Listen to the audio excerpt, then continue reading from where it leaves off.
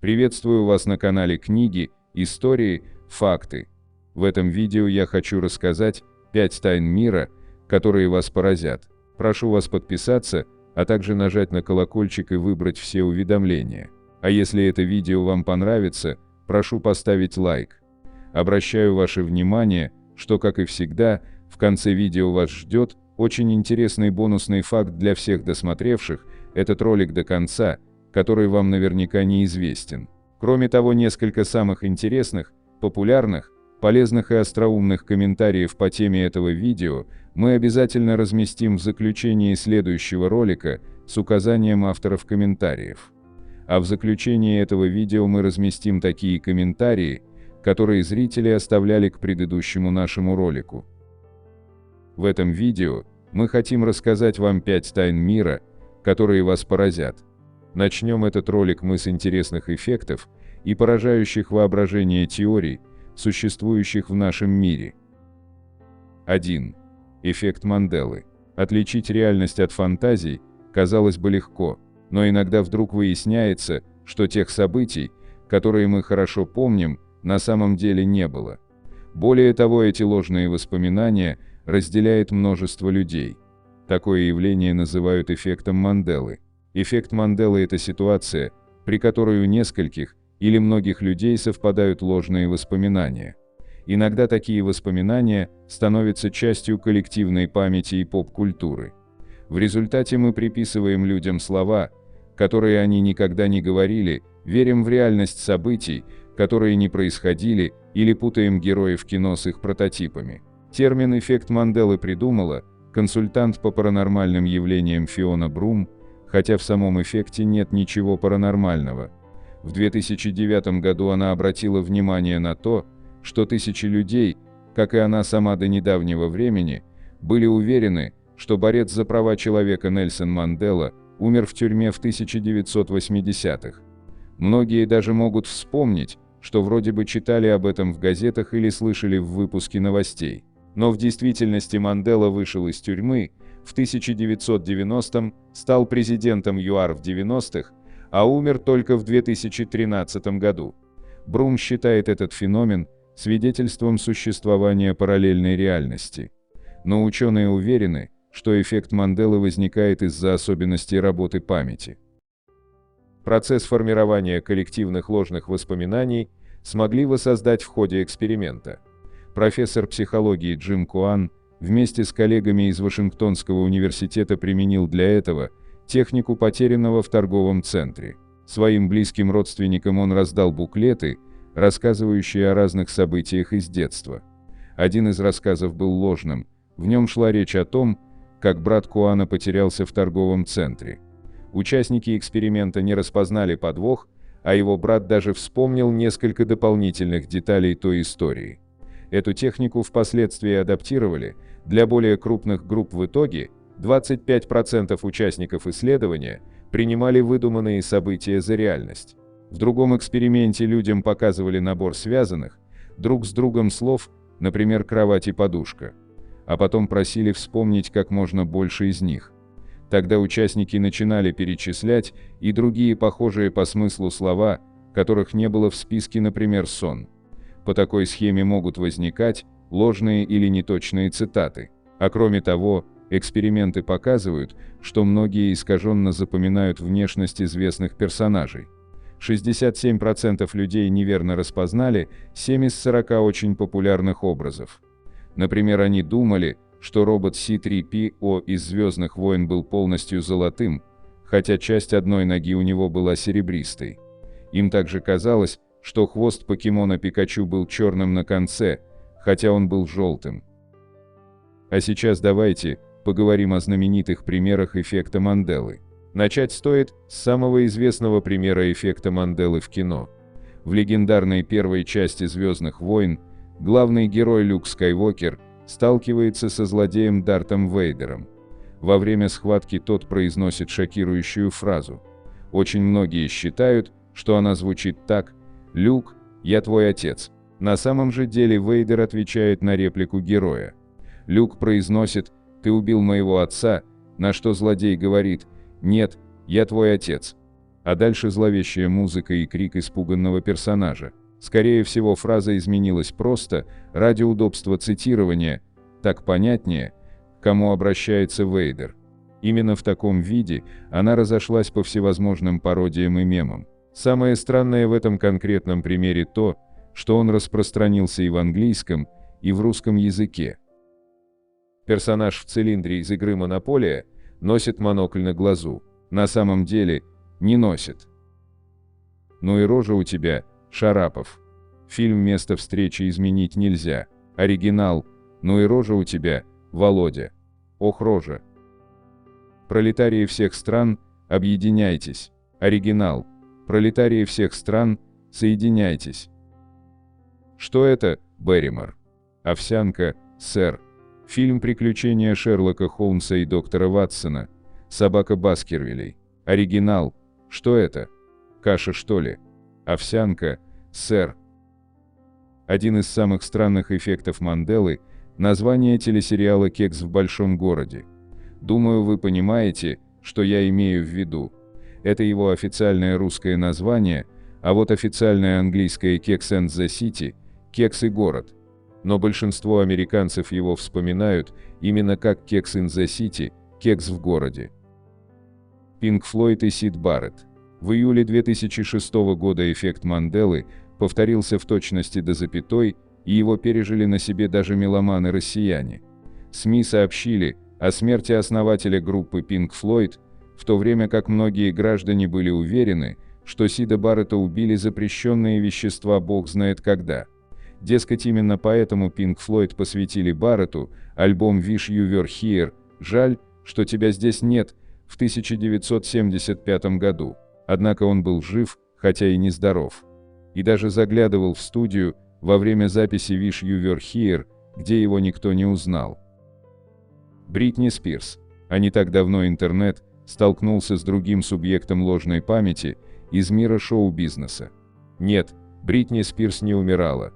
Просто кому-то пришло в голову расспросить людей, как выглядела молодая певица в знаменитом клипе «Упс! I Did It Again». Выяснилось, что коллективный разум запомнил ее с нацепленной микрофонной гарнитурой и в клетчатой юбке. Достаточно посмотреть клип, чтобы понять, описанное даже не близко к истине. Микрофон Бритни постоянно цепляла на живых выступлениях, а воспоминания о школьном наряде пришли из более ранних клипов, вроде «Baby One More Time» и ее фоток в соцсетях. Смешались в кучу кони, люди. Старуха Шапокляк. Бог с ней, с буржуйской Бритни, а что у нас творится? То же самое. Российские граждане никогда бы не смогли поймать старуху Шапокляк, так как неверно составляют ее фоторобот. В приметах постоянно указывается наличие зонтика. Зонтик есть даже у памятника Шапокляк в Саранске. Однако достаточно пересмотреть оригинальные мультфильмы про Чебурашку, чтобы увидеть, нет там никакого зонтика. Из аксессуаров у старушки лишь шляпа, сумочка и крыска-лариска. Сейчас уже трудно доподлинно разобраться, откуда пошел этот стереотип. Но все же предположение есть. Например, можно взглянуть на мультфильм «Бабушкин зонтик» 1961 года. В нем есть очень похожая героиня с тем самым аксессуаром. Возможно, в головах зрителей смешались два образа. А еще, может быть, старушку путают с Мэри Поппинс, которая очень похоже одевалась. Екатерина II. Путают наши люди и собственную историю. Сколько раз за свою жизнь ты слышал байку о том, как Екатерина II продала Аляску американцам? Так вот, она не при делах. Операцию по продаже земель Аляски провернул император Александр II через 70 лет после ее смерти. Не бережем мы память о кинематографе и мультиках. В основном, конечно, путаемся в нюансах, хотя все равно обидно. Примеров не счесть. «Кавказская пленница» или «Новые приключения Шурика». Все помнят фразочку «в моем доме попрошу не выражаться», хотя в картине она звучит иначе. «В моем доме не выражаться». Финальная фраза в мультфильме «Жил-был пес». Цитату «Ну, ты это, заходи если что» из знаменитой работы Эдуарда Назарова можно встретить не только в интернете, но и на футболках, автомобилях и даже в виде граффити на стенах. Вот только почти всегда ее передают не совсем точно. Если послушать внимательнее, это пес многие свои фразы начинает со слов паразитов «ну», «ты это» или «ну», «я это», иногда даже не зная, чем продолжить. То же самое происходит и в финале. А волк ему просто отвечает «спасибо». Ты заходи, если что. Мелочь, но разница все же есть. Волк говорит коротко, четко и по делу. «Звездные войны». Эпизод 3. Месть ситхов. Растиражированная в мемах фраза «ты должен был бороться со злом, а не примкнуть к нему» отсутствует в сценарии. Вместо нее более пространный драматический монолог Оби-Вана. «Ты был избранником. Предрекали, что ты уничтожишь ситхов, а не примкнешь к ним. Восстановишь равновесие силы, а не ввергнешь ее во мрак». Сколько палочек у $? Да что там проверять, набери на клавиатуре и посмотри. Одна, всего одна, а не две, как мысленно рисует разум. Оба начертания считаются верными, но две палочки старомодная. Пижонская стилизация, она не применяется в кодировках операционных систем и не рисуется на клавишах. Иван Грозный убивает своего сына. Иван Грозный и сын его Иван 16 ноября 1581 года, именно так картина Ильи Репина называется во всех каталогах, художественных альбомах и на экспозициях. Хотя сюжет описан верно, не отрицаем. Спасение утопающих – дело рук самих утопающих. Если доковылять до книжного шкафа и взять зачитанный до дыр томик Ильи Ильфа и Евгения Петрова, обнаружится забавное. Во-первых, упомянутые слова Остап Бендер никогда не произносил. Это был лозунг в клубе «Картонажник» города Васюки. Во-вторых, слова выглядят совершенно иначе. Дело помощи утопающим, дело рук самих утопающих, намек на цитату Карла Маркса «Освобождение рабочих должно быть делом самих рабочих». В оригинале, на наш взгляд, девиз нелепее и смешнее, зря коверкаем. Одна половина нашей страны сидела, а другая сажала. Еще минутка русской литературы и поэзии, если вы еще не утомились. Интеллигенция обожает цитировать Анну Ахматову, хотя не всегда обходится с ней аккуратно. В ее трудах и биографиях не найти такое высказывание. Существует похожее по смыслу. Арестанты вернутся, и две России глянут друг другу в глаза. Та, что сажала, и та, которую посадили. Мы вам покажем Кузькину мать. Сей легенде мы посвятили отдельную статью разоблачения. Громкая история про то, как Хрущев стучал ботинком по столу в ООН. Если в двух словах, то это неправда, слов таких Хрущев с трибуны не кричал и ботинком по ней не стучал. Байка склеена из 3 отдельных эпизодов с нашим бывшим генсеком. Ботинок отдельно, трибуна ООН отдельно, а Кузькина мать из пламенного монолога в Москве, когда туда прибыла американская делегация. Денег нет, но вы держитесь. Перенесемся теперь с этой политикой в наш век.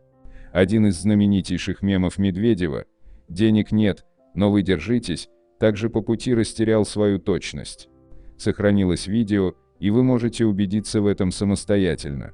23 мая 2016 года в Крыму Медведев отвечал гневным пенсионерам следующей тирадой. Ее, то есть индексации, нигде нет, мы вообще не принимали, просто денег нет сейчас.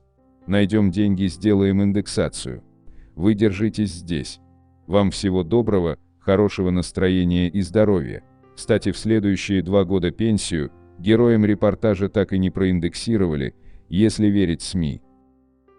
Хит Леджер. Ну и напоследок опять поговорим об эффекте Манделы в его самой прямолинейной трактовке. Опять о смерти, да, с самого момента трагической кончины Хита Леджера публика находится в уверенности, что он скончался на съемках «Темного рыцаря», чуть ли не в студии, от нервного переутомления и болеутоляющих. Фокус памяти в том, что на момент смерти Хит Леджер уже месяц, как снимался в следующем фильме, это был воображариум доктора Парнаса режиссера Терри Гиллиама. Он там присутствует во многих сценах, остальное за него доиграли Джонни Депп, Колин Фаррелл и Джуд Лоу. Актер умер, когда отправился на выходные в свои апартаменты в Нью-Йорке 22 января 2008 года. Вместо фото Джима Моррисона из The Doors СМИ часто публикуют фото актера Вэлла Килмера, который сыграл в байопике о музыканте, из-за чего многие уверены, что Вэлл Килмер — это и есть Джим Моррисон. Борису Ельцину приписывают фразу «я устал», «я ухожу», но в своем послании он произнес «я ухожу, я сделал все, что мог». Многие уверены, что Микки Маус носит подтяжки, но на самом деле у него просто шорты с большими белыми пуговицами. Предложение «Продаются детские ботинки», ни разу не надетые, считается самым коротким рассказом Хемингуэя, но его придумали уже после смерти писателя. Многие думают, что в советском мультфильме «Как львенок и черепаха пели песню», львенок говорит «покатай меня, большая черепаха», но в действительности его фраза звучит так «покатай меня, а». Приз в криминальном чтиве. Танец Умы Турман и Джона Траволты под You Never Can Tell Чака Берри по праву можно считать одной из самых знаменитых и цитируемых сцен мирового кинематографа. Но хитрый Квентин Тарантино обманул публику в одном моменте. Все помнят, что персонажи вышли на сцену, желая выиграть приз. После танца они идут домой, и героиня Турман несет заветную статуэтку, из чего все сделали вывод, что они победили. Кому-то даже кажется, что в фильме есть момент вручения награды. Но на самом деле его путают вот с этим кадром, где ведущий только приглашал кандидатов. Ситуация разъясняется в сцене, в которой персонаж Брюса Уиллиса идет домой, чтобы забрать часы. Если включить оригинальную дорожку, то можно услышать, как по радио ведущий говорит: «Вчера из ресторана Jack Rabbit Slims украли приз за твист». То есть герои ничего не выигрывали, они попросту стащили награду. И это логично, танцевали-то они очень плохо, да еще и под наркотиками. Приветствие Ганнибала Лектора в «Молчании ягнят». В легендарном триллере 1990 года Энтони Хопкинс сыграл, возможно, самого харизматичного маньяка в истории кино. Всегда спокойный и умный на грани гениальности Ганнибал Лектор появлялся в картине примерно на 15 минут, но запомнился большинству зрителей лучше главной героини. Этот образ принес актеру заслуженный Оскар. Одна из наиболее впечатляющих сцен – первое появление Лектора на экране. Агент ФБР Клариса Старлинг подходит к камере, там стоит преступник с немигающим взглядом. И дальше, по мнению многих зрителей, он произносит легендарную фразу «Здравствуй, Клариса». На самом же деле Лектор говорит просто «Good morning», правда на русский дублировали как «Добрый день». Да и было бы странно, если бы он обратился к девушке по имени до того, как она представилась. Однако зрители запомнили момент именно таким. Отчасти из-за известной финальной сцены, где Лектор звонит героине по телефону. Хотя и там он произносит просто «Ну что, Клариса?», и ягнята замолчали. Финал фильма большой. Семейная комедия, вышедшая в 1988 году, прославила Тома Хэнкса на весь мир. По сюжету, 12-летний мальчик загадывает у аппарата, исполняющего желание, стать взрослым. На следующий день он просыпается 30-летним. Герой с трудом привыкает к новой жизни, но потом находит работу и даже заводит романтические отношения. В финале он возвращается к автомату, снова загадывает желание и превращается в ребенка. Хотя многие зрители помнят, и так сказать, настоящую концовку этой истории. На следующий день мальчик идет в школу и встречает там новенькую, его взрослую возлюбленную, которая тоже стала юной. Но если вы включите фильм, то этой сцены там не найдете. Здесь объяснение очень простое. В те же годы вышла фэнтезийная комедия «Из 14 в 30», частичный прообраз ленты «Из 13 в 30» 2004 года, со Стивеном Экхольтом с очень похожим сюжетом. Именно этот менее известный фильм заканчивался такой сценой. Видимо, у многих в памяти концовки похожих картин перепутались. Песенка про 5 минут. Не пугайтесь, эта композиция действительно звучала в фильме «Карнавальная ночь». Но некоторые строчки зрители додумали сами.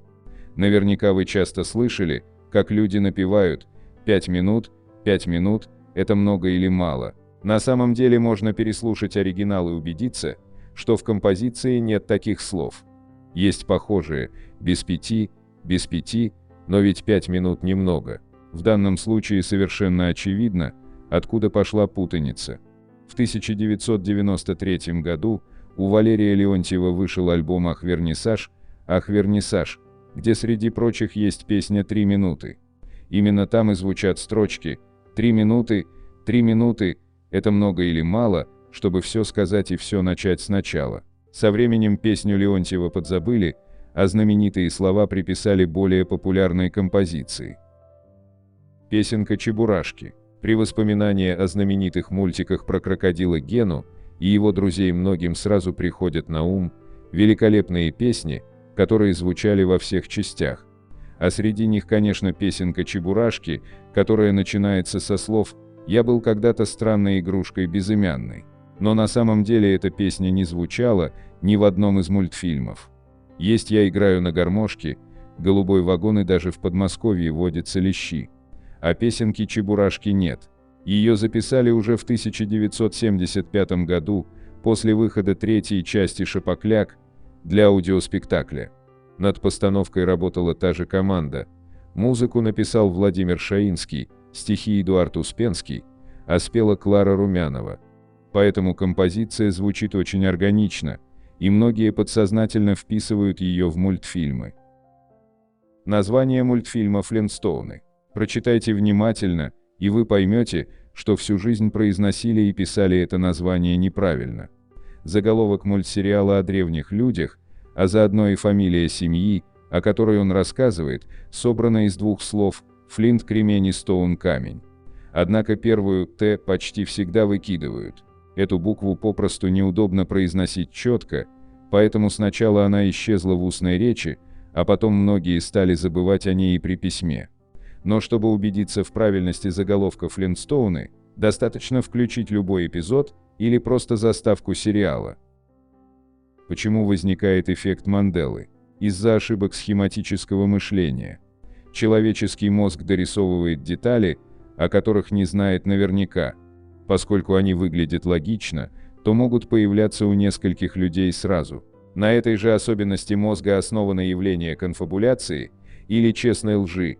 Человек искренне хочет рассказать историю наиболее подробно и добавляет в нее факты, которых, как ему кажется, в ней не хватает. После этого рассказ начинают повторять другие, и все начинают думать, что так оно и было. Из-за дезинформации. Люди склонны прислушиваться к мнению окружающих. Если все говорят, что так случилось, значит, в это стоит верить. В ходе экспериментов по формированию воспоминаний исследователям удалось убедить 47% участников, что с ними в детстве произошло определенное событие, хотя в действительности этого не было. Правда, лишь 15%, так сказать, вспомнили все в деталях. В чем опасность эффекта Манделы? Большинство коллективных ложных воспоминаний довольно безобидно. Для истории не так важно, произносила ли Коко Шанель все те слова, которые ей приписывают, но иногда они могут влиять на поведение людей. Например, фейк-ньюс способны формировать ложные воспоминания, касающиеся важных вопросов. Это подтвердил эксперимент, который проходил накануне референдума по поводу легализации абортов в Ирландии. Людям рассказывали о скандалах, связанных с ним, 2 из которых были вымышленными. В половине случаев участники запомнили и приняли за реальность как минимум одну фейковую новость. Причем выбор этой новости во многом зависел от изначальных убеждений участников исследования. Те, кто поддерживал легализацию абортов, формировали ложные воспоминания о вымышленном скандале, связанном с противниками абортов. И наоборот.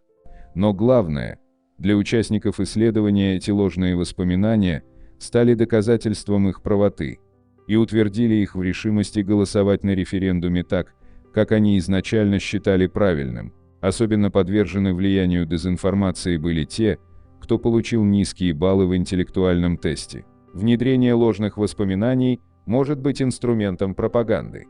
Чтобы повлиять на общественное мнение, людям настойчиво рассказывают, как плохо или хорошо им жилось в прошлом. Это ведет к принятию неверных решений и формированию искаженной картины мира. Что делать с ложными воспоминаниями? Специальных методик по отделению ложных воспоминаний от истинных ученые пока не придумали, хотя работают над тем, как анализировать часто неточные рассказы свидетелей важных событий. Но все же есть несколько способов понизить риски появления ложных воспоминаний и негативных последствий от них. Ищите доказательства.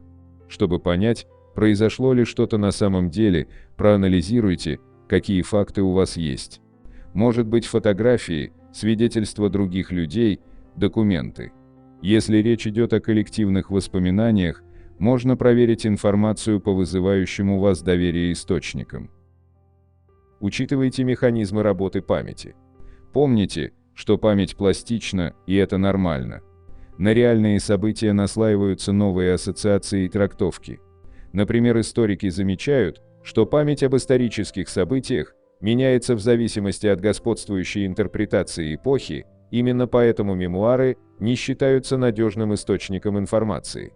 Особенно сильно возникновению ложных воспоминаний подвержены творческие люди с живым воображением.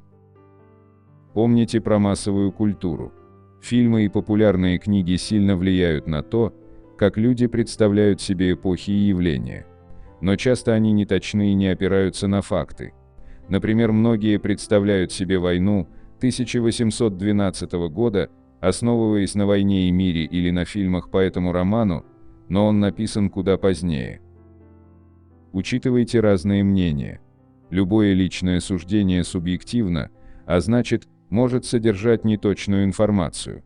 Если вам нужно принять решение, постарайтесь выслушать разные точки зрения и аргументы. Также стоит самостоятельно поискать дополнительные данные, если вы замечаете какие-то пробелы в том, что вам сообщают. Практикуйте активное слушание. Чтобы лучше понять человека, стоит отнестись к его словам внимательно и с эмпатией. Попробуйте поставить себя на его место, чтобы разобраться в его мотивации. Слушайте без осуждения и предвзятости, так вы сможете получить более объективную картину. Для этого также полезно задавать открытые вопросы «почему?», «как» и «что?». Они предполагают развернутые ответы, из которых можно узнать больше. Найдите надежные источники информации.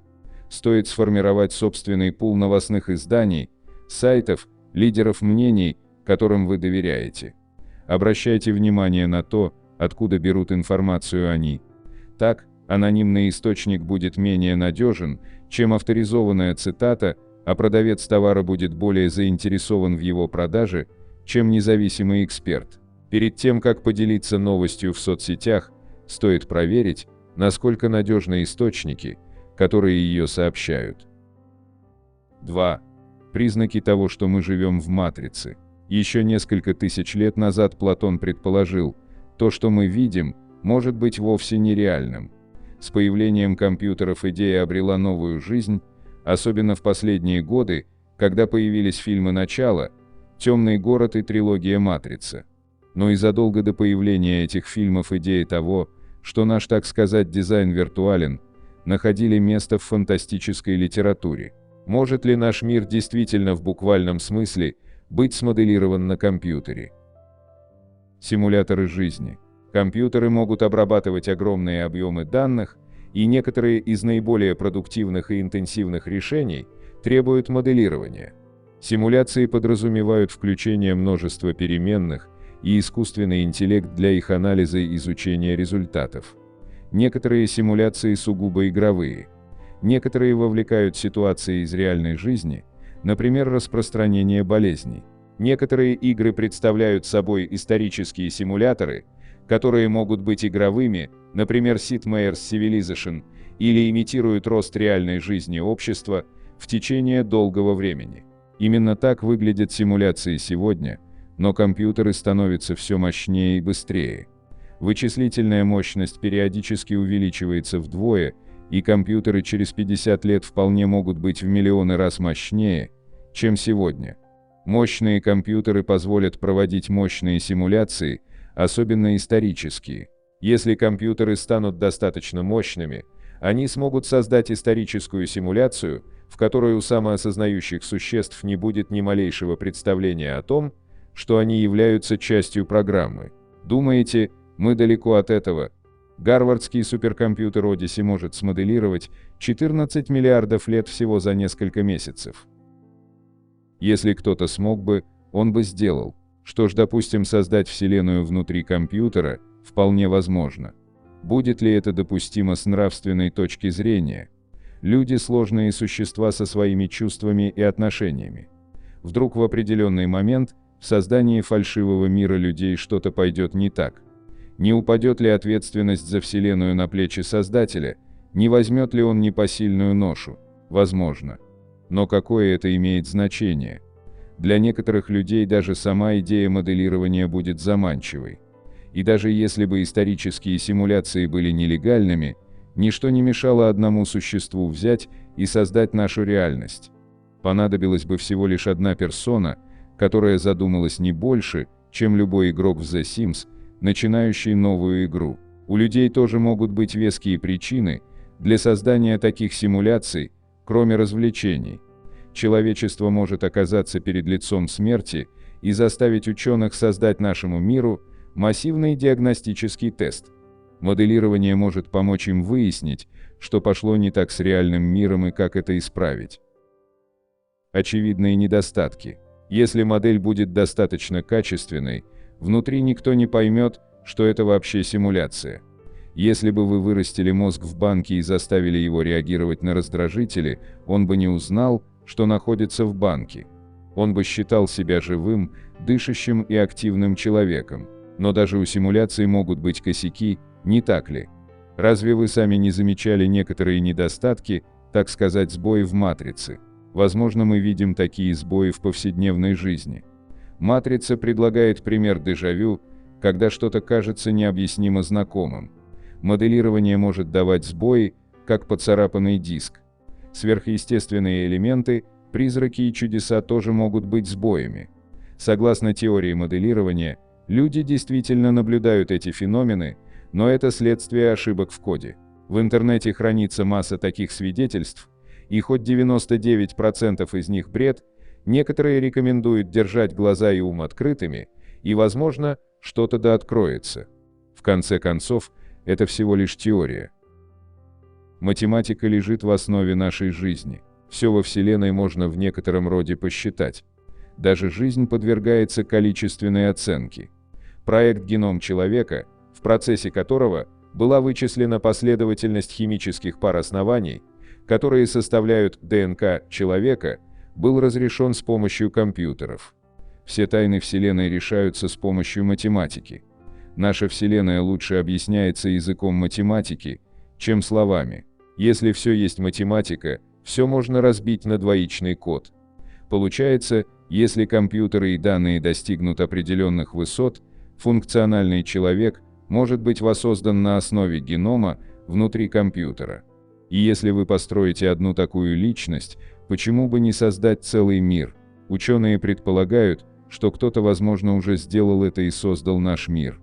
Чтобы определить, действительно ли мы живем в симуляции, они проводят серьезные исследования, изучают математику, которая составляет нашу Вселенную. Антропный принцип. Существование людей в высшей степени удивительно. Чтобы начать жизнь на Земле, нам нужно, чтобы все было в порядке.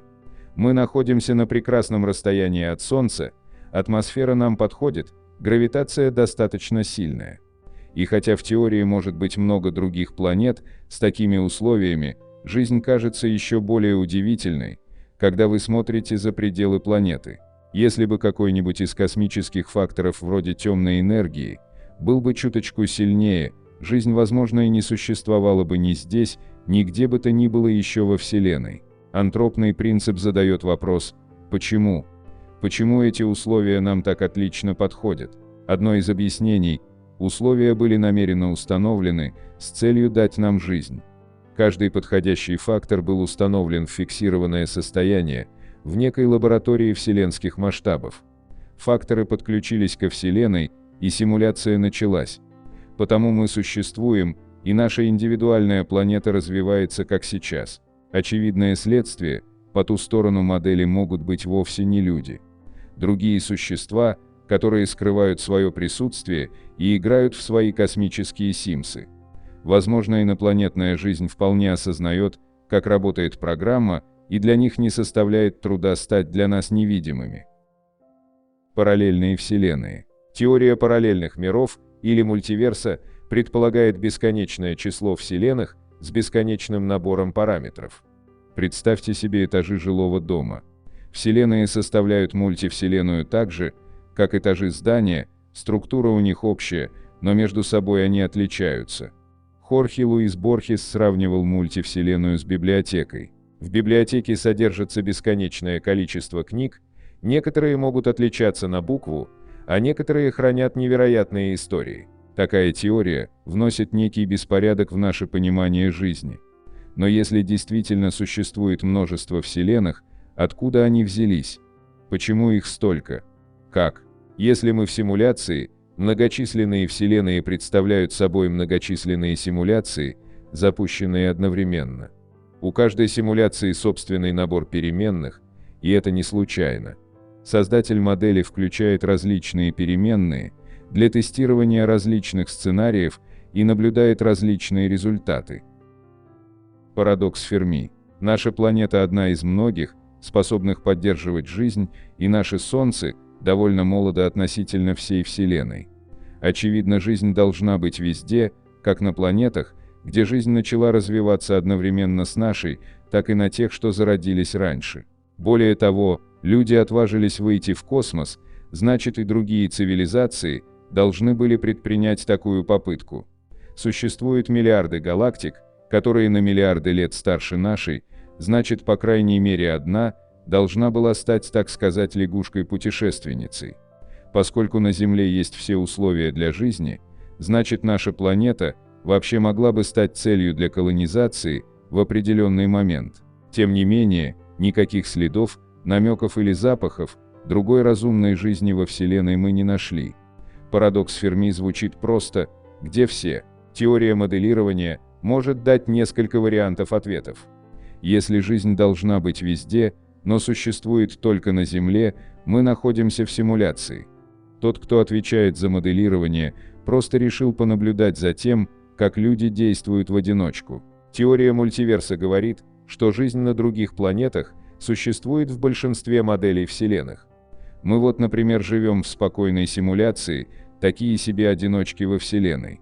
Возвращаясь к антропному принципу, мы можем сказать, что Вселенная была создана только для нас. Другая теория, гипотеза планетария, предлагает еще один возможный ответ. Моделирование предполагает массу населенных планет, каждая из которых мнит, что она одна во Вселенной такая населенная. Получается, цель такой симуляции – взрастить эго отдельной цивилизации и посмотреть, что будет. Бог-программист. Люди давно обсуждают идею Творца Бога, который создал наш мир. Некоторые представляют конкретного Бога как бородатого мужчину, сидящего в облаках, но в теории моделирования Богом или кем-либо еще может быть обычный программист, нажимающий кнопочки на клавиатуре. Как мы выяснили, программист может создать мир на основе простого двоичного кода. Единственный вопрос в том, зачем он программирует людей служить своему Создателю, о чем говорит большинство религий. Это может быть преднамеренным или непреднамеренным. Возможно, программист хочет, чтобы мы знали, что он или она существует, и написал код, чтобы дать нам врожденное чувство того, что все было создано. Возможно, он этого не делал и не хотел, но интуитивно мы предполагаем существование Творца. Идея Бога в качестве программиста развивается двумя путями. Первый – код начал жить, дал всему развиться, и симуляция привела нас туда, где мы находимся сегодня. Второй – виноват буквальный креационизм. Согласно Библии, Бог создал мир и жизнь в течение 7 дней, но в нашем случае он использовал компьютер, а не космические силы. За пределами Вселенной. Что находится за пределами Вселенной? Согласно теории моделирования, ответом был бы суперкомпьютер, окруженный развитыми существами. Но возможны и более безумные вещи. Те, кто управляют моделями, могут быть такими же ненастоящими, как и мы. может быть множество слоев в симуляции. Как предполагает оксфордский философ Ник Бостром, постлюди, разработавшие нашу симуляцию, могут быть и сами смоделированы, а их создатели, в свою очередь, тоже. Может быть множество уровней реальности, а их количество может увеличиваться с течением времени. Представьте, что вы сели играть в The Sims и играли до тех пор, пока ваши персонажи не создали свою игру самостоятельно. Их симсы повторили этот процесс, а вы на самом деле являетесь частью еще большей симуляции. Остается вопрос, кто создал настоящий мир. Эта идея настолько далека от нашей жизни, что кажется невозможным рассуждать на эту тему. Но если теория моделирования, по крайней мере, может объяснить ограниченный размер нашей Вселенной и понять, что находится за ее пределами, это хорошее начало в выяснении природы бытия. Фальшивые люди облегчают симуляцию. Даже если компьютеры становятся все более мощными, Вселенная может быть слишком сложной, чтобы уместиться в одном из них. Каждый из 7 миллиардов человек в настоящее время достаточно сложен, чтобы конкурировать с любым возможным воображением компьютера. И мы представляем бесконечно малую часть огромной Вселенной, которая содержит миллиарды галактик. Будет невероятно сложно, если вообще возможно, принять во внимание многие переменные. Но моделируемому миру не нужно быть таким сложным, каким он кажется. Чтобы стать убедительной, модели понадобится несколько подробных показателей и очень много едва очерченных вторичных игроков. Представьте себе одну из игр серии GTA. В ней хранятся сотни людей, но вы взаимодействуете всего с несколькими. Жизнь может быть похожа на это. Существуете вы, ваши близкие и родственники, но все те, кого вы встречаете на улице, могут быть не настоящими. У них может быть несколько мыслей и отсутствие эмоций. Они как та женщина в красном платье, метонимия, образ, эскиз. Давайте примем во внимание аналогию видеоигры.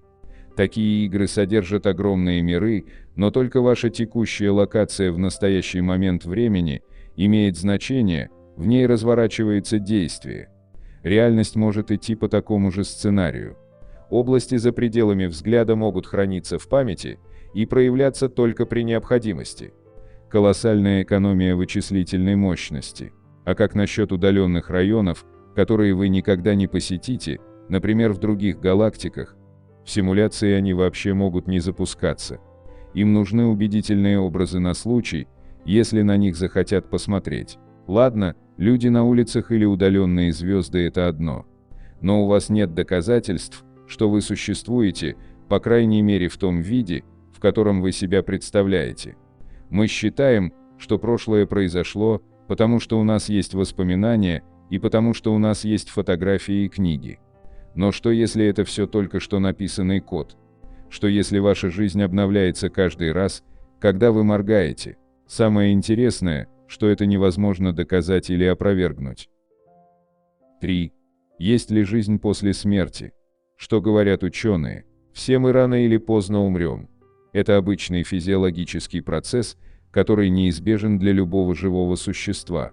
Однако еще с античных времен древние мыслители задавались вопросом, а есть ли жизнь по ту сторону черного экрана.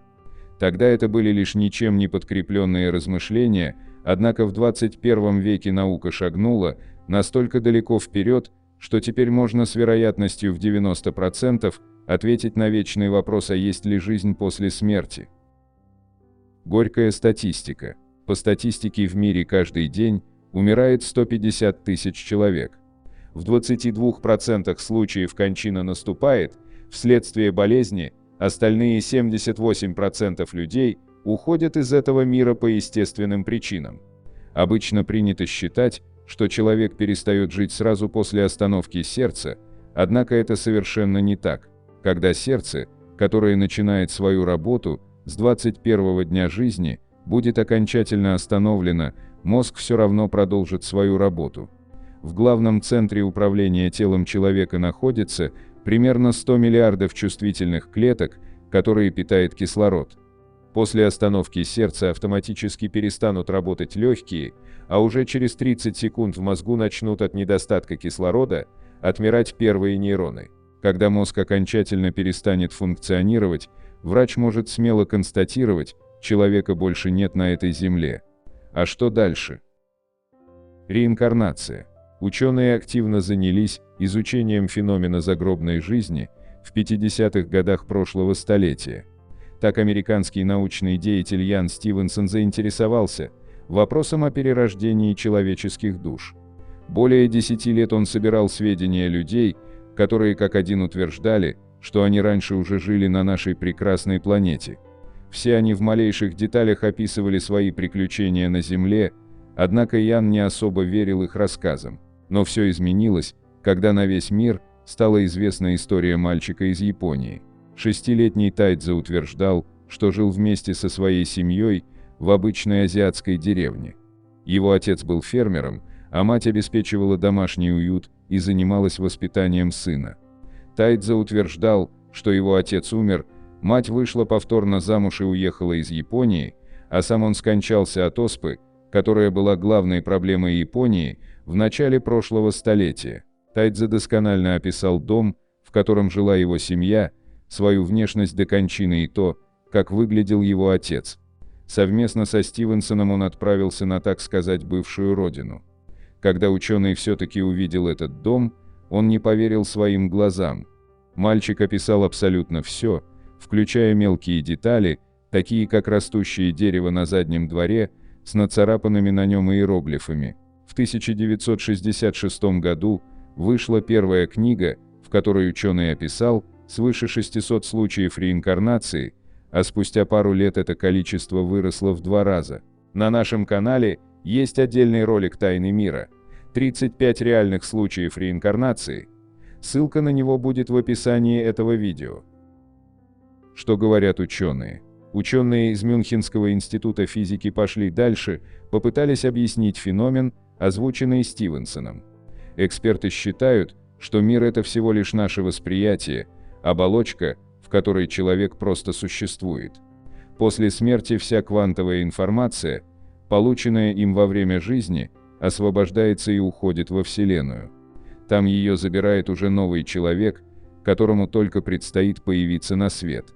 Если же все-таки путем реанимации удалось вернуть человека к жизни, вся квантовая информация возвращается обратно к носителю. Эту же информацию подтверждает британский врач Сэм Парни. Доктор уверен, что мы живем в одной из 2 реальностей.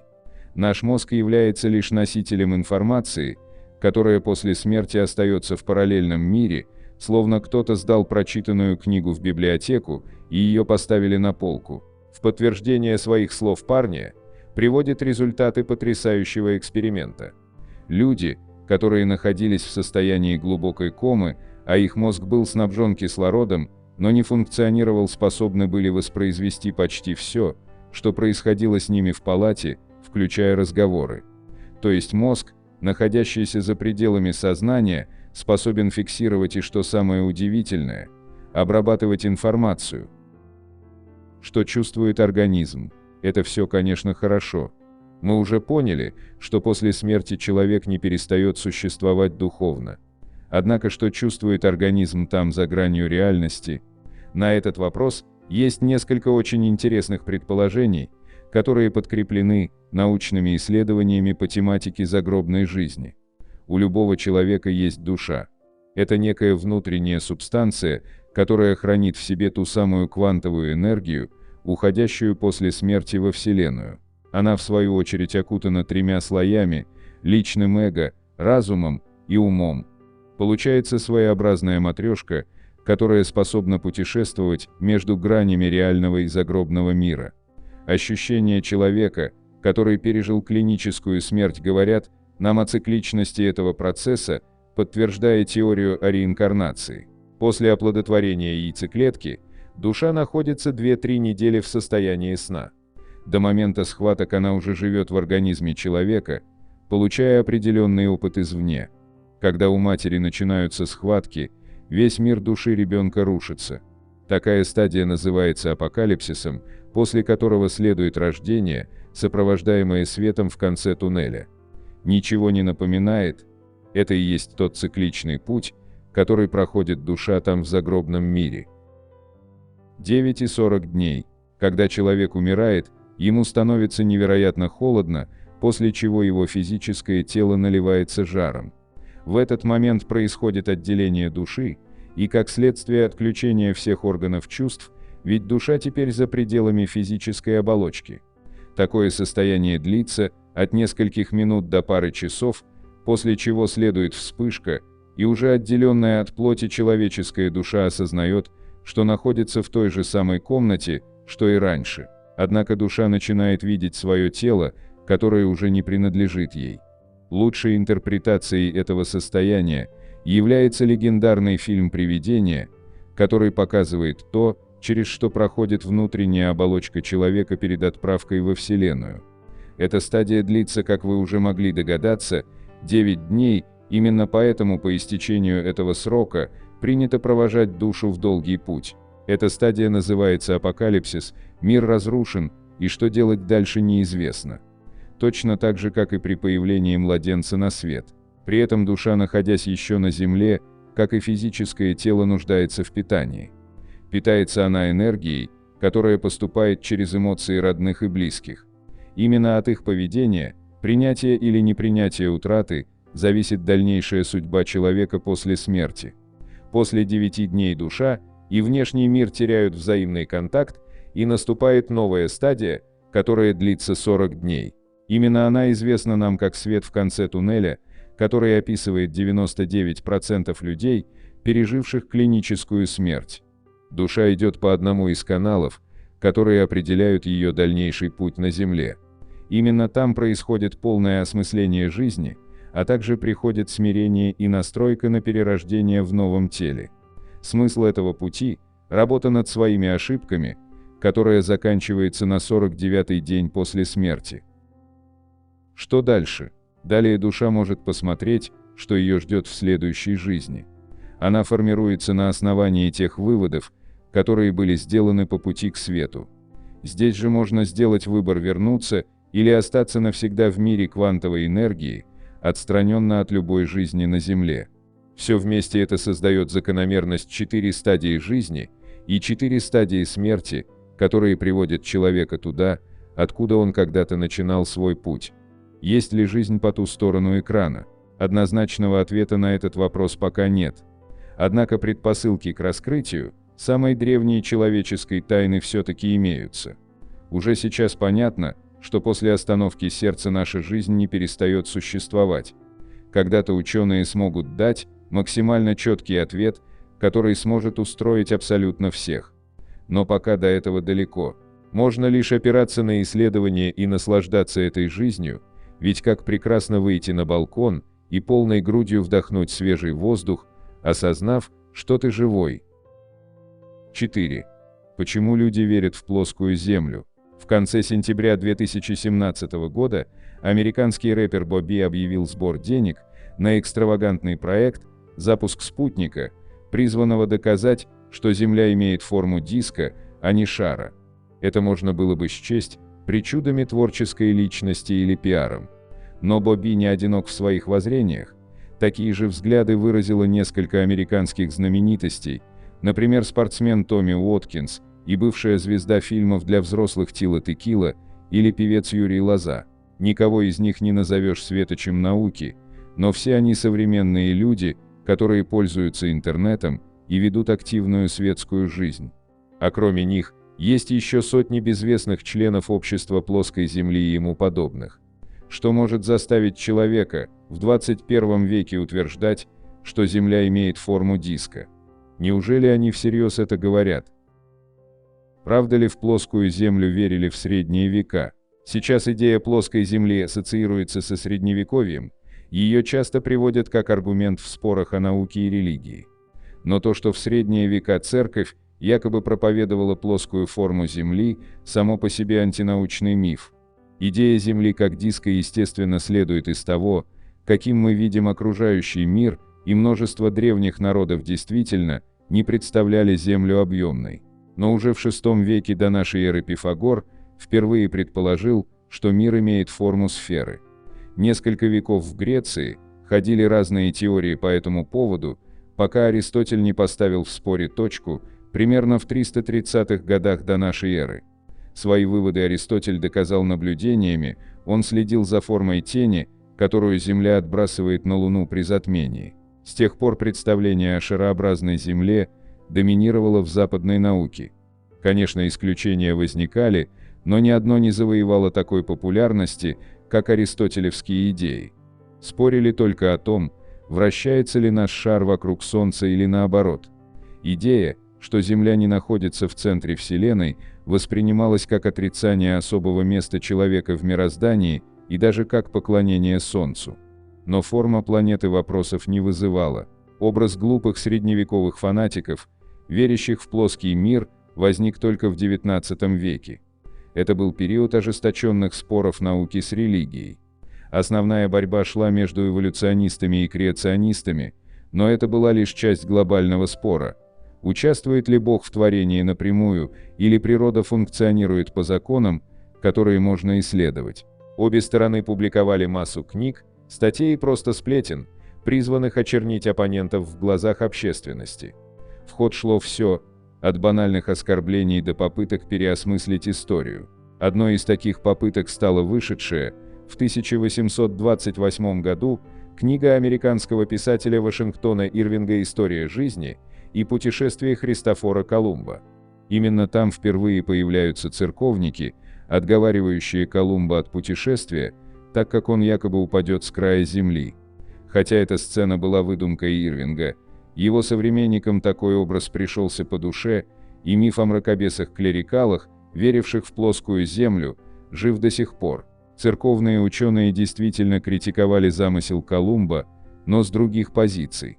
Они утверждали, что земной шар куда больше, чем считал мореплаватель, и кораблям просто не хватит провизии на весь путь до Азии. Критика абсолютно справедливая, не окажись на пути каравелл Америки, экспедиция Колумба была бы обречена. Тогда кто это придумал? Но если идея плоской Земли взялась не из Средневековья, то откуда? Как ни парадоксально, из того же XIX века. В 1849 году англичанин Сэмюэл Роубатем 1816-1884 годы под псевдонимом Параллакс выпустил брошюру «Зететическая астрономия. Земля не шар», которую в 1881 расширил до полноценной книги. По словам Роубатема, эти тексты стали результатом долгих научных исследований. Их основой служил так называемый Бетфордский эксперимент. Он сводился к тому, что Роубатем, стоя в реке Бетфорд, наблюдал в телескоп за флагом на удаляющейся лодке и измерял расстояния, на которых флаг остается видимым. По его подсчетам, имея Земля форму шара, флаг исчез бы из виду гораздо раньше. Так он сделал вывод, что Земля на самом деле плоская, а объекты исчезают из виду в силу особенностей человеческого зрения. Теорию Роубатема опроверг в 1864 году астроном Ричард Проктор. А 6 лет спустя британский натуралист Альфред Уоллес повторил Бетфордский эксперимент, доказав, что если учитывать эффект преломления световых лучей в атмосфере, то эксперимент подтверждает, а не опровергает кривизну Земли. Тем не менее, последователи у теории остались. Большую роль в этом сыграла харизма самого Роубатема, который научился блестяще отвечать на критику. Кроме того, Сэмюэл Роубатем не ограничился отрицанием, а предложил собственную концепцию устройства Земли. По его мнению, Земля имеет форму диска, в центре которого находится Арктика, а по краям громадная ледяная стена Антарктиды. Солнце и Луна расположены на расстоянии 4800 километров от поверхности Земли, а еще через 200 километров начинается космос. Именно такой взгляд на мир лежит в основе теории плоской Земли до сих пор. Особенную популярность идеям Роубатема придавал тот самый спор между наукой и религией, продолжавшийся весь XIX век. Консервативные мыслители использовали критику шарообразной Земли как повод выбить почву из-под ног оппонентов. Если вы не знаете, какой формы наш мир, как вы можете судить о более сложных концепциях? В ход шли любые аргументы, вплоть до совсем смехотворных. Так, последователь Роубатема Уильям Карпентер считал доводом в пользу плоской Земли то, что моряки используют плоские, а не шарообразные карты. Откуда взялось общество плоской Земли? В 1893 году, через 8 лет после смерти Роубатема, леди Элизабет Блаунд создала зететическое общество. Его название отсылает к научному методу зететизму, который, в понимании Роубатема и его последователей, строится на полном доверии к экспериментальным данным и наблюдениям, в ущерб построению теорий. Сторонники плоской Земли довели метод до абсурда, объявив органы чувств и элементарные средства наблюдения единственными источниками познания. В этой логике действуют и современные сторонники плоской Земли. Другим важным, так сказать, достижением общества стали новые толкования Библии, в которой его члены искали подтверждение своей правоты. При этом о форме Земли в Священном Писании ничего конкретного не сказано, его авторов такие вопросы не волновали. Это не помешало распространению идеи плоской Земли в небольшой христианской католической апостольской церкви, возникшей в Америке в конце XIX века. Ее основатель Джон Доуи перенес идеи плоской Земли на американскую почву. А второй и последний глава церкви Уилбур Валива до самой смерти горячо защищал идею плоской Земли. Именно их усилиями в США возникла небольшая, но устойчивая группа сторонников Роубатема. Так книга Ирвинга стала самоисполняющимся пророчеством. Религиозные мракобесы действительно начали верить в плоскую Землю.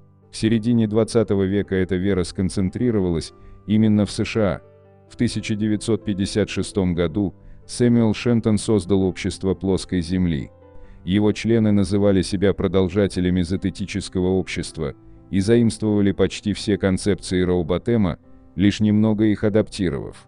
Общество плоской Земли переняло давнюю традицию споров с оппонентами, цельную картину мира и научные в их понимании эксперименты у зететического общества. Все это позволило им сохраниться после того, что случилось дальше. А случился спутник. Через год после возникновения общества Советский Союз открыл космическую эру. Следом в космос полетели и американцы. Казалось, это должно было стать окончательным крахом последователей Роубатема. Но они выкрутились очень просто, объявили, что космические полеты – ложь и заговор. Любая информация из СССР в годы Холодной войны казалась недостоверной, особенно для религиозных американцев, но и собственное правительство вызывало немногим больше доверия. Общество обвинило НАСА в попытках обмануть свой народ и тем самым заложило фундамент под еще одну теорию заговора – отрицание высадки на Луне. К 1980-м общество насчитывало около 3000 членов. Конечно, кто-то присоединялся в шутку или из бунтарства, но организация продолжала существовать и предлагать новые аргументы в защиту своих взглядов.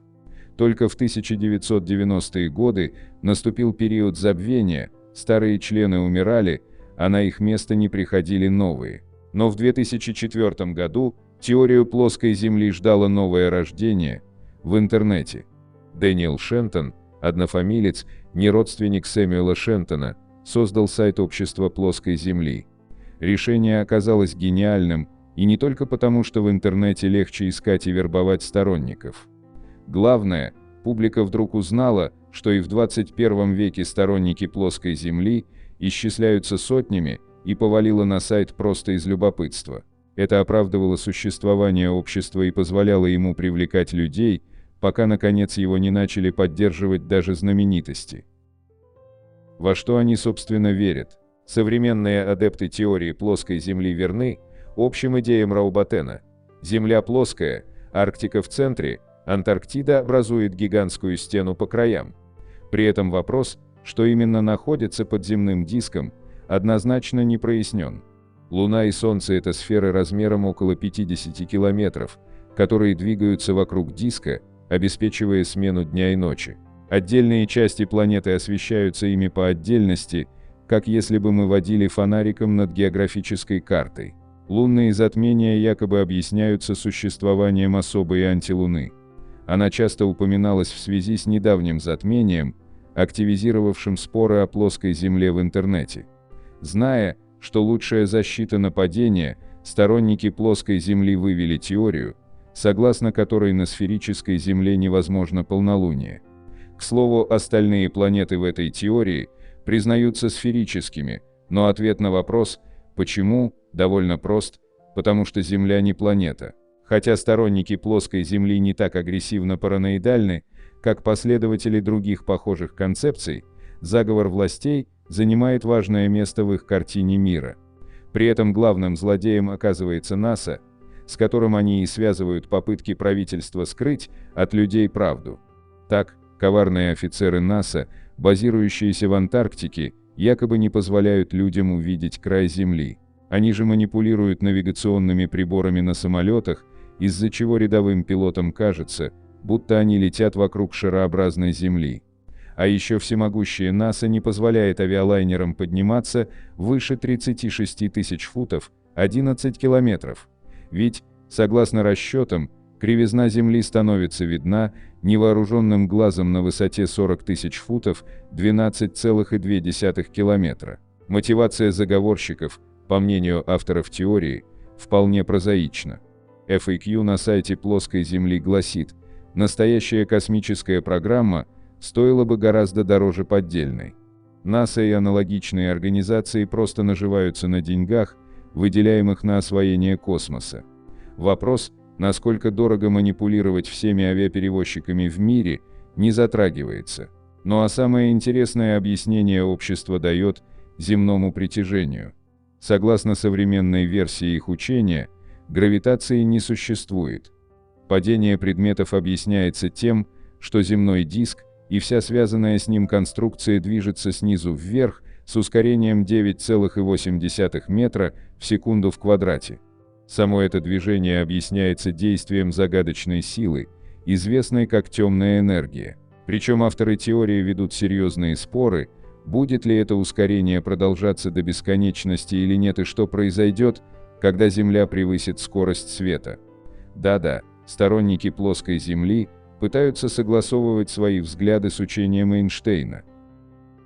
Они же это не всерьез. Прочитав все это, большинство людей, которые учились в школе хотя бы неплохо, должны схватиться за голову и спросить, они это серьезно? На первый взгляд общество плоской Земли выглядит как затянувшаяся шутка, вроде знаменитого поста 17-летней школьницы из Стокгольма, что Австралии не существует. Нынешний вице-президент общества Джон Уилмор не отрицает, что некоторые люди вступают в его ряды, только чтобы получить забавный диплом, который можно повесить на стену. Но сам Уилмор утверждает, что искренен в своей вере и знает немало членов общества, которые смотрят на мир так же, и у нас нет оснований ему не верить. Карен Дуглас, психолог из Университета Кента, исследующая теории заговоров, утверждает, большинство сторонников общества честны. Их вера мало отличается от веры в любую другую теорию заговора. Последователи таких теорий выдумывают некую альтернативу общепринятому взгляду на мир и придерживаются ее вопреки всем аргументам. Любые факты, которые противоречат теории, объявляются обманом, даже если мотивация обманщиков туманна. Если человек начал верить во что-то вроде плоской Земли, значит он уже отринул немало научных истин, и переубедить его будет тяжело. Удивительно не то, что эти люди верят в плоскую Землю, а то, что многие из них верят только в нее. Обычно сторонники теории заговора или псевдонауки легко принимают много разных концепций. Россиянам это хорошо знакомо, одни и те же люди заряжали воду от телевизора, боялись ИНН как числа дьявола, а теперь верят в план Далласа. Но общество плоской Земли отходит от этой схемы. Его члены не верят в гомеопатию и не боятся ГМО, даже стараются согласовать свою теорию с современной физикой. А когда президент Обама сравнил людей, отрицающих глобальное потепление, с обществом плоской Земли, в настоящем обществе возмутились, дескать, они как раз верят в изменение климата. Возможно, именно это сочетание веры в одну странную идею и попыток сохранить верность общепринятой картине мира и позволяет сторонникам плоской Земли чувствовать себя современными людьми и не бояться заявлять о своих взглядах. 5. Почему люди видят вещи и сны? Наука раскрыла 5 причин. Берфанская катастрофа. В октябре 1966 года 9-летней девочке Эрил Мэй Джонс, жительнице шахтерского городка Аберфан в Уэльсе, приснился страшный сон. По словам ее мамы, Эрил рассказала, что видела нечто черное, опустившееся на школу. В том же месяце миссис Сибил Браун в Брайтоне, город на юге Англии, в 1,5 часах езды от Лондона, проснулась от собственного крика. Она увидела во сне ребенка, зажатого в телефонной будке, которая завалена маслянисто-черными камнями. Утром 21 октября тонны угольных отходов, размоченных дождями, сползли с соседней горы, Аберфан находился в долине, и затопили часть города. Черная жижа поглотила школу. Погибла Эрил, и еще 115 детей и 28 взрослых. О трагической истории и вещем сне девочки рассказали СМИ по всему миру. Нашлось еще несколько десятков человек, которые тоже, так сказать, предвидели аберфанскую катастрофу в своих снах. Ее вспоминают по сей день, как один из самых ярких примеров предсказаний будущего во сне. Хватает и других впечатляющих описаний. Что думает наука о таких случаях? Откуда берутся вещие сны? Можно ли судить о грядущих событиях и о состоянии здоровья человека по его сновидениям? Мозг-прогнозист. Есть как минимум 5 вариантов типичных ситуаций, в которых человек убежден, что у него был сон предсказания, говорит врач-сомнолог, доктор медицинских наук, профессор Центральной государственной медицинской академии управления делами президента РФ Расан Бузунов. Начнем с первого. Вещий сон означает, что человеку приснилось будущее так, допустим, я лег спать и увидел кошмар, как завтра иду на нелюбимую работу. Наутро все так и случилось. Люди скажут, ну какой это вещий сон, вы каждый день ходите на работу, что тут предсказывать? А вот другой пример. Человеку снится кошмар, что завтра он идет на любимую работу, и вдруг его сбивает машина. Это вещий сон?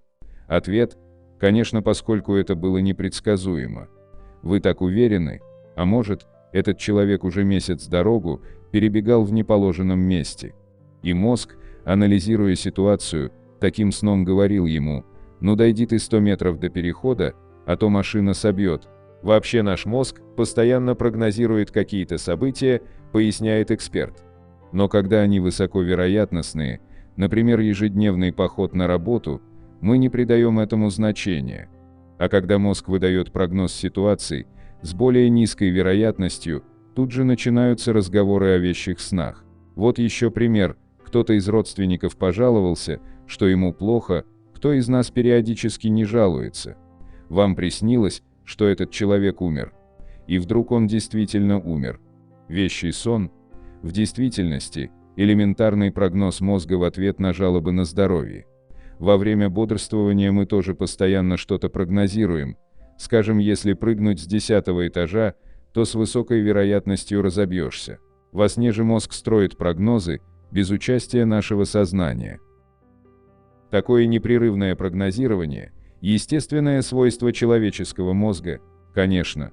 Это наше основное отличие от животных, которые живут сегодняшним днем, здесь и сейчас. Кстати, такое свойство позволяет им избегать лишних стрессов. Люди же вечно переживают о прошлом, тревожатся о будущем, благодаря чему зарабатывают психические расстройства и бессонницу. Итак, бессознательное прогнозирование нашим мозгом событий, которые могут произойти с разной вероятностью, это первое научное объяснение вещих снов, резюмирует эксперт. Ошибка выжившего. Второй вариант. Вспоминаем известную студенческую байку. Я не готовился к экзамену, выучил только один билет номер 5. Мне приснилось, что я его вытащу. И вытащил. Вещий сон? Конечно. Но если на экзамене 100 билетов, то с вероятностью 1% вы вытащите билет номер 5, говорит эксперт. Это просто совпадение. И все, у кого оно случилось, будут поддерживать байку о вещем сне. А те, у кого не совпало, просто промолчат. Это ведь из той же серии, что и феномен ошибка выжившего. Именно так. Типичный пример. Боец рассказывает, что ему приснилось, как в блиндаж попадает бомба. На следующий день бомба действительно падает, он успевает выскочить. остается в живых и рассказывает о вещем сне. Те, кто не успел выбежать, не могут рассказать, снилась им бомба или нет. А те, кому она тоже снилась, но в реальности не попала в блиндаж, просто об этом не вспоминают. В итоге выживший оказывается единственным распространителем информации о вещем сне, и ее никто не опровергает. Но и строго говоря, во время войны любые сны о бомбах сами по себе не слишком удивительны. Словом, простое совпадение сна и реальности плюс феномен ошибки выжившего, второе научное объяснение вещих снов. Самопрограммирование. Третий вариант, так называемый самосбывающийся прогноз, продолжает Роман Бузунов. Например, жене снится, что муж ей изменяет. Она начинает залезать в его телефон, названивать с проверками на работу, его друзьям и так далее. Да от такого любой муж через полгода сбежит. А жена говорит: «Мне приснился сон, что он изменяет, и вот, подлец, изменил». Еще я люблю историю одной балерины. Она рассказывала, что в 5 лет увидела вещий сон, как выступает на подмостках Большого театра. Ей было 20 с небольшим, и я спросил: «А чем вы с тех пор в течение 15 лет занимались?» «Балетом по 10 часов в день». И представьте, совершенно внезапно стала балериной. Вещий сон. На самом деле, человек поставил себе цель и создает условия, чтобы ее достигнуть. Это и есть третий вариант – самосбывающийся прогноз или самопрограммирование. Эффект дежавю. Четвертый вариант связан с феноменом дежавю. По сути, это дорисовывание нашим мозгом определенной картинки, говорит эксперт. Допустим, человеку снится, что он окажется в каком-то месте.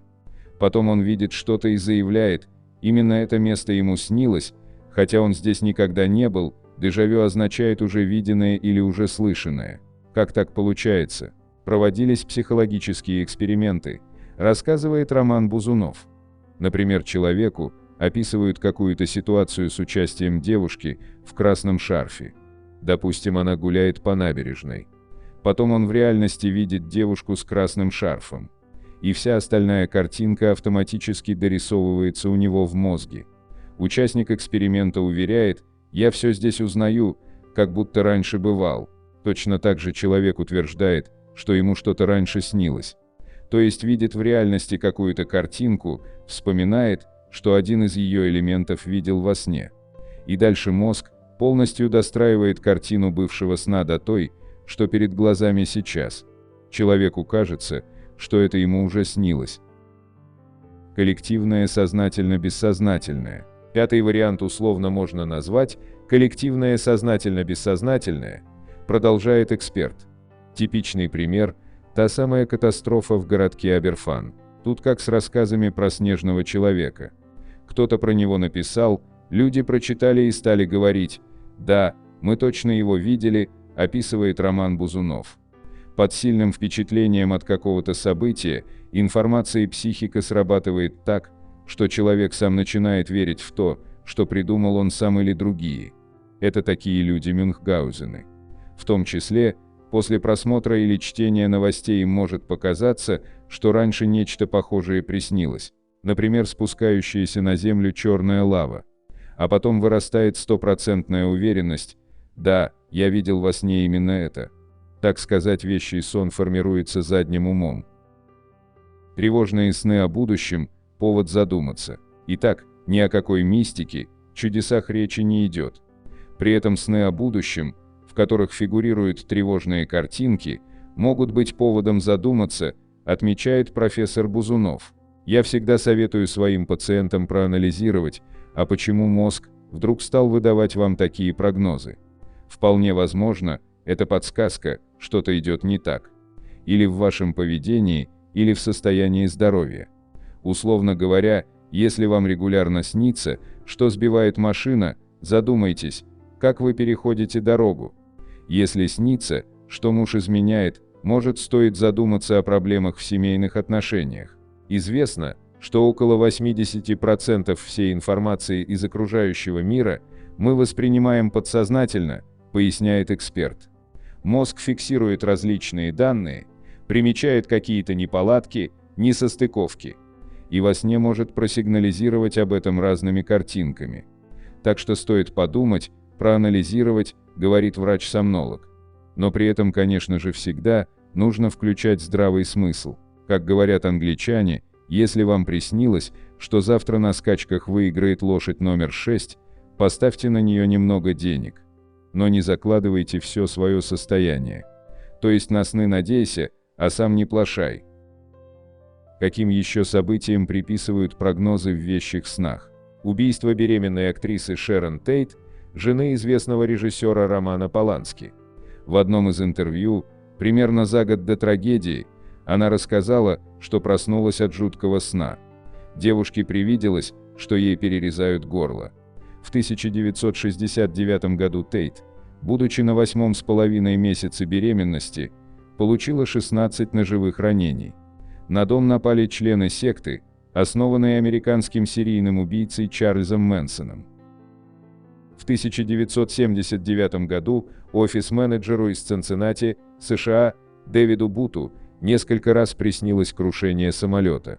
Как писали зарубежные СМИ, сны были настолько детальными, что специалисты якобы даже смогли определить модели авиалайнеров. 25 мая 1979 года произошла одна из величайших авиакатастроф в истории Соединенных Штатов. В аэропорту Чикаго вскоре после взлета взорвался двигатель самолета компании American Airlines. Никто из 273 пассажиров рейса не выжил. Считается, что Авраам Линкольн, 16-й президент США, увидел во сне свою смерть. По версии его охранника, главе государства приснился труп в одной из комнат Белого дома. В ответ на вопрос, кто это, ему сообщили: президент. Он убит. 14 апреля 1865 года Линкольн был смертельно ранен в театре, став первым убитым американским президентом. Как отмечают специалисты, чем трагичнее событие, тем больше вероятность того, что найдутся люди, которые, так сказать, предвидели его. И в силу феномена коллективного сознательно-бессознательного. И потому что, как говорится, идеи витают в воздухе. То есть в обществе или личной жизни людей происходят некие события, которые побуждают мозг прогнозировать что-то нехорошее. На этом я бы хотел закончить это видео с 5 тайнами мира, которые вас поразят. Ну и уже по традиции, для всех досмотревших этот ролик до конца, предлагаю узнать бонусный факт. Вещий сон Марка Твена. Это довольно известный случай, и вы уже могли о нем слышать, но тем не менее, я хочу рассказать о нем, так как подлинность сна, если верить биографам Марка Твена, не вызывает сомнений. В пору своей юности Сэмюэл Клеменс, настоящее имя Марка Твена, работал вместе со своим братом на пароходе, курсировавшем между Новым Орлеаном и Сент-Луисом. В одну из ночей будущему писателю приснилось кое-что, действительно необычное и жуткое. Он увидел своего собственного брата мертвым, внутри металлического гроба. Это был очень яркий и слишком реальный сон, который Сэмюэл запомнил во всех деталях. Гроб стоял на 2 стульях, а у его брата на груди лежал красный цветок. Очень грустное видение. Но произошло ли оно на самом деле? Увы, произошло. Всего через несколько недель на пароходе, где работали Клеменсы, взорвался котел. Его брат, Генри, получил очень сильные ожоги. К сожалению, не эти травмы унесли его жизнь, а врач, который по ошибке ввел ему слишком большую дозу обезболивающего. Вот такой печальный финал. Случайность или нет, но Генри положили в металлический гроб, который во время церемонии прощания стоял на 2 стульях. В какой-то момент вошла женщина и положила на грудь Генри Клеменса небольшой букет белых роз, среди которых был один красный цветок. Вот такими у нас получились 5 тайн мира, которые вас поразят. На экране вы можете увидеть несколько комментариев из предыдущего ролика. Надеемся, вам понравился материал, который мы собрали для вас. Оставляйте комментарии, ставьте лайки, делитесь своим мнением о ролике, предлагайте темы, которые вы хотели бы услышать в новых видео. Все это очень важно для нас и позволяет продолжать радовать вас новыми, надеемся, еще более интересными видео. Отдельно хочу поблагодарить всех поддержавших наш канал материально зрителей в это непростое время Их имена вы можете увидеть в описании ролика и на экране своего устройства. Благодарю за просмотр этого видео и прошу подписаться на канал Книги, Истории, Факты, нажать на колокольчик и выбрать все уведомления. Вам наверняка понравится. Я расскажу еще много интересного и познавательного. Прошу при возможности помочь каналу, заглянув в описание этого видео, и поддержать любым удобным способом. Ваши комментарии и то, что вы делитесь нашими видео в самых разных социальных сетях и мессенджерах, помогают развитию нашего канала и позволяют понять, что прилагаемые нами усилия не напрасны.